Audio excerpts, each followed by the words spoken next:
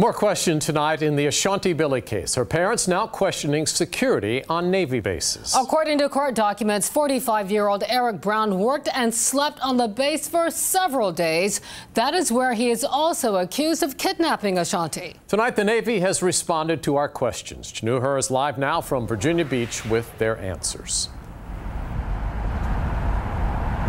Well, David and Regina, tonight, first off, the Navy says they are thankful the FBI made an arrest in this case, and they hope with that arrest, the Billy family can find some sort of comfort in that. Now, secondly, we did speak to Mel, Tony, and Brandy Billy this morning, the parents of Ashanti, and they say they still have lots of questions, as you guys mentioned there, and they want to know how it is that Eric Brown was able to just roam Little Creek for several days.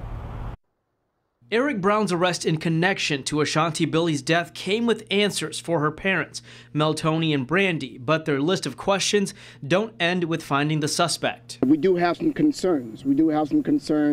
About the base as far as the security. Their concerns backed by Congressman Scott Taylor, who represents the district JEB Little Creek is in. It's concerning, and it should be to anyone that the kidnap in fact happened on the base. According to the FBI's investigation, Brown had access to the Navy base because he's a retired Navy petty officer. It also states in the criminal complaint that Brown is homeless, and it appears he didn't leave the base for 4 days, spending his time at the laundromat and gym. It was on base where Brown is accused of kidnapping Ashanti. How is it that this guy was able to roam around base? We understand that, yeah, you have an ID card and it allows you to be on base, but who was patrolling? Who was doing these security measures, to make sure that, hey, here's this guy who's on base and, he doesn't really have a reason to be there.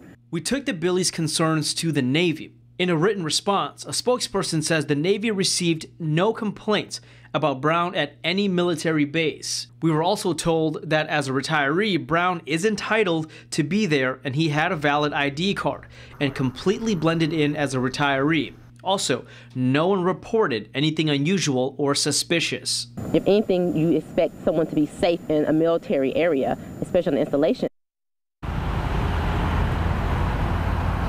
All right, now that same Navy spokesperson we were in touch with also added that they don't allow homeless people to sleep on base, but sometimes there are people who work on base at all different shifts. So there are sometimes people who sleep on the base, or you find people who are asleep on the base. But if people did see Brown do something suspicious or unusual, again, no one reported that Brown was doing anything unusual or suspicious when they should have. Live in Virginia Beach, Chanuher, 13 News Now.